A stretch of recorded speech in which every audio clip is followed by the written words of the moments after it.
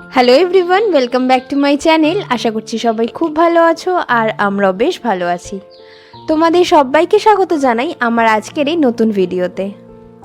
গতকালকে ছিল গণেশ চতুর্থী, তাই সবার প্রথমেই জানাই গণেশ চতুর্থীর অনেক অনেক শুভেচ্ছা। আজকে হলো গণেশ চতুর্থীর পরের দিন, মানে ওই পঞ্চমী।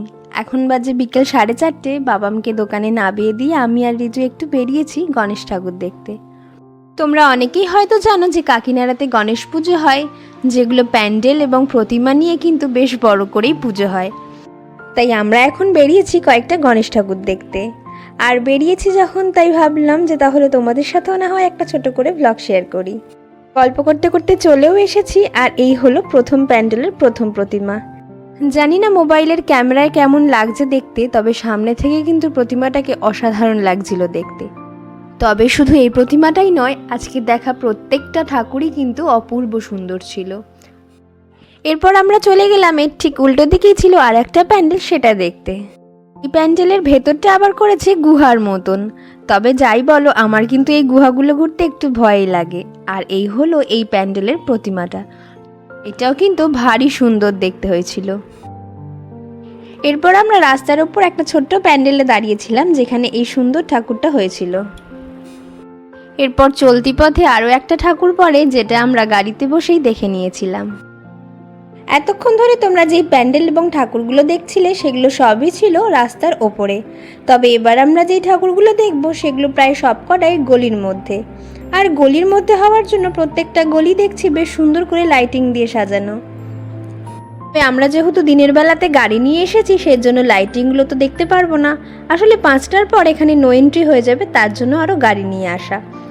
এরপর আমরা প্যান্ডেলের ভেতরে এসে দেখি প্রতিমাতে তখনও কিছু কাজ চলছে।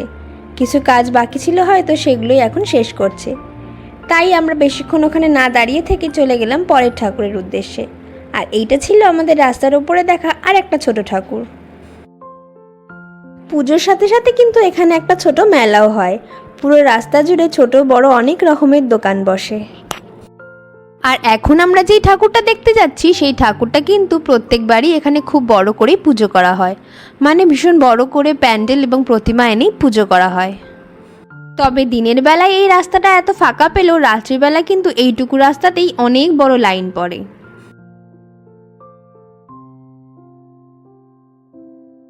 চলে এসেছি আমরা প্যান্ডেলের ভেতরে।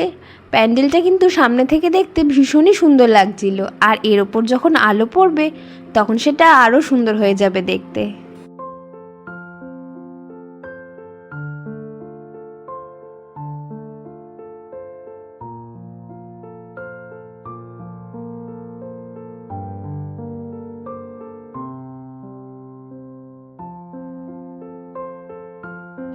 আর এইটা হলো এই প্যান্ডেলের প্রতিমা।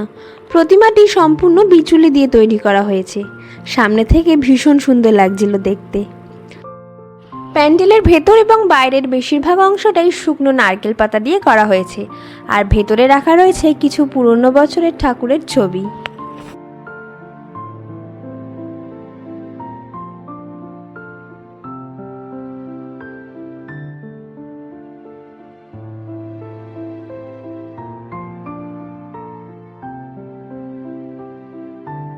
এরপর আমরা বেরিয়ে গেলাম আরও একটা ঠাকুরের উদ্দেশ্যে। এই ঠাকুরগুলো ক্রমশ ভেতর দিকেই ছিল, তাই গলির ভেতরেও অনেকটা রাস্তায় যেতে হচ্ছিল। ভেতর দিকে বেশ কিছুটা রাস্তা আসার পর আমরা পেলাম এই ঠাকুরটা। এই প্যান্ডেলটা কিন্তু খুব ছোট একটা জায়গার মধ্যেই করা, তবে বাইরে থেকে এবং ভেতর থেকে কিন্তু খুবই সুন্দর লাগছিল দেখতে। আর তার চেয়ে সুন্দর লাগছিল এই প্যান্ডেলের প্রতিমাটা। এতক্ষণ ধরে দেখা সবকটা প্রতিমার মধ্যে এই প্রতিমাটা কিন্তু আমার সবচেয়ে বেশি ভালো লেগেছে।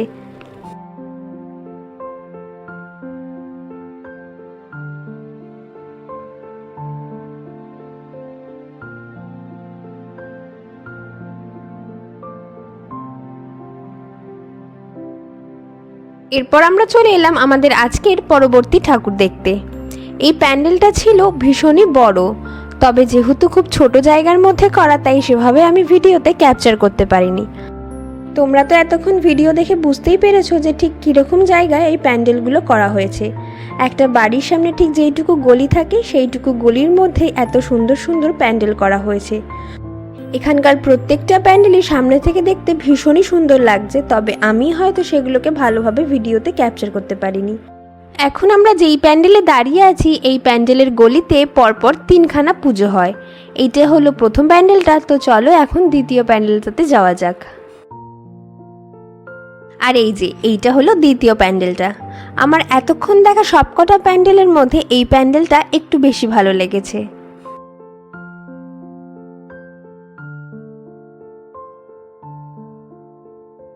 বাইরেটা ঠিক যতটা সুন্দর, ভেতরটাও কিন্তু ঠিক ততটাই সুন্দর হয়েছে। সব মিলিয়ে আমার কিন্তু এই প্যান্ডেলটাকে ভীষণই ভালো লেগেছে।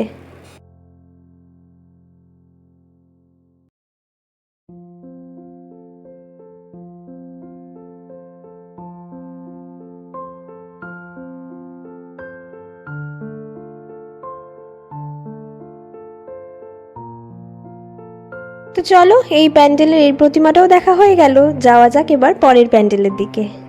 এরপর আমরা যেই প্যান্ডেলের দিকে যাচ্ছি সেই প্যান্ডেলটা সত্যি একটু অন্যরকম। কেন অন্যরকম সেটা তোমরা গেলেই বুঝতে পারবে।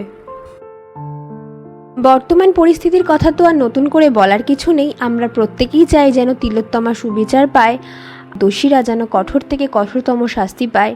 আর ঠিক এই প্রতিবাদের কথা মাথায় রেখে এই ছোট্ট প্যান্ডেলে ছোট্ট প্রতিমাটাও যেন অনেকটা দৃষ্টি আকর্ষণ করছে।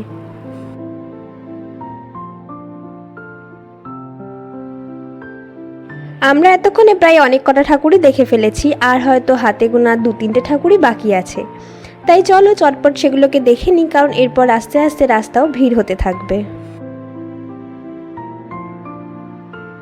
চলে এসেছি আমরা আরও একটা নতুন প্যান্ডেলের দিকে। এই প্যান্ডেলের প্রতিমাটাও কিন্তু খুবই সুন্দর। খুব একটা বেশি বড় নয়, কিন্তু ছোটোর মধ্যে ঠাকুরটা কিন্তু বেশ মিষ্টি দেখতে। প্যান্ডেলের ওপরে ঝাড়বাতিটাও কিন্তু খুব সুন্দর দেখতে ছিল। আর মণ্ডপ থেকে বেরোতেই আমাদের চোখে পড়লো এই ছোট্ট মিষ্টি বাচ্চাটার দিকে। ও যেন আমাদের জন্য অপেক্ষা করেই বসেছিল। আমরা যেতেই কি সুন্দর আমাদের কাছে এগিয়ে এলো একটু আদর খাওয়ার জন্য।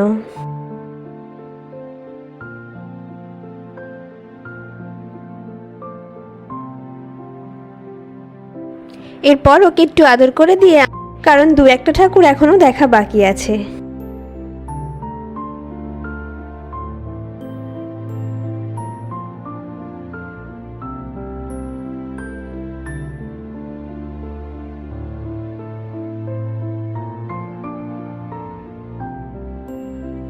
চলে এসেছি আমরা আজকের পরবর্তী প্যান্ডেল দেখতে। এই প্যান্ডেলটাও কিন্তু বেশ সুন্দর করেছিল। ফুলের মালা, গামছা আর কুলো দিয়ে এই প্যান্ডেলটাও কিন্তু বেশ সুন্দর লাগছিল দেখতে।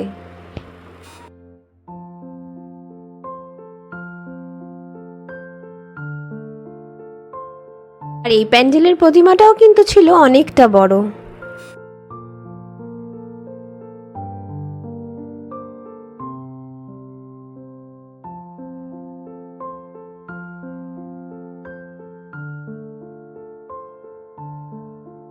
আমাদের ঠাকুর দেখা মোটামুটি শেষের পথেই, আর এখন আমরা যাচ্ছি আমাদের আজকের দিনের শেষ ঠাকুরের প্যান্ডেলটা দেখতে। এই রাস্তাটার একদম শেষেই আছে একটি শীতলা মায়ের মন্দির, আর তার পাশেই হয় গণেশ পুজো।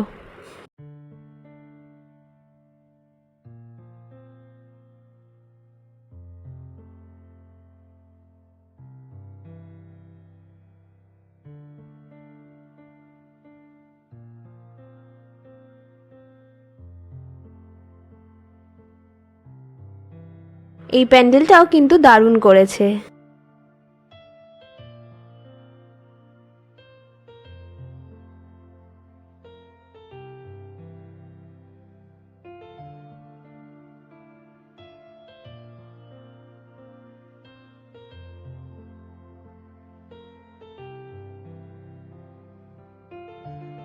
আর এই প্যান্ডেলে ঠাকুর দর্শন দিয়ে শেষ করলাম আমাদের আজকের ঠাকুর দেখার পর্ব। আমরা যখন এখানে এসে পৌঁছাই তখন সময়টা ছিল ওই 4:30 মতন, আর এখন বাজছে 5:30। প্রায় 1 ঘন্টার মধ্যে আমরা সামনাসামনি যে কটা ঠাকুর পেরেছি সে কটা ঠাকুর দেখেছি। এরকম আরও অনেক গলিতে গলিতে হয়তো আরও অনেক ঠাকুরই বাদ পড়ে গেছে, যেগুলো জায়গা আমাদের চেনা নেই বলে আমরা যেতে পারলাম না। কিন্তু এখন আর উপায়ও নেই, এখন 5:30 বেজে গেছে, সমস্ত দোকানপাট খোলা শুরু হয়ে গেছে, রাস্তাঘাটও ভিড় হওয়া শুরু হয়ে গেছে, আর এদিক থেকে গাড়িও নো এন্ট্রি করে দিচ্ছে। আর তাই আমরা এখন বেরিয়ে পড়লাম আমাদের বাড়ির উদ্দেশ্যে। তো চলো আজকের ব্লগটাও তাহলে এখানেই শেষ করছি। ব্লগটা কেমন লাগলো সেটা আমাকে অবশ্যই কমেন্টে জানিও। ভালো লাগলে একটা লাইক, শেয়ার আর সাবস্ক্রাইব করে অবশ্যই পাশে থেকো। তোমাদের এখানকার ঠাকুরগুলো দেখতে কেমন লাগলো সেটা আমাকে অবশ্যই কমেন্টে জানিও। আর তোমাদের সাথে আবার আমার খুব শিগগিরই দেখা হবে জন্মাষ্টমীর ব্লগের সেকেন্ড পার্টে। আসলে জন্মাষ্টমীর ব্লগগুলো এডিট করতে এত সময় লেগে গেল যে জন্মাষ্টমী থেকে গণেশ পুজো চলে এলো, তাই ভাবলাম যে আগে এই গণেশ পুজোর ব্লগটা দিয়ে নিই, তারপর না হয় তোমাদের সাথে জন্মাষ্টমীর ব্লগটা শেয়ার করব। তো দেখা হবে খুব শিগগিরই আমার নতুন ভিডিওতে। আজকের জন্য সবাইকে টাটা।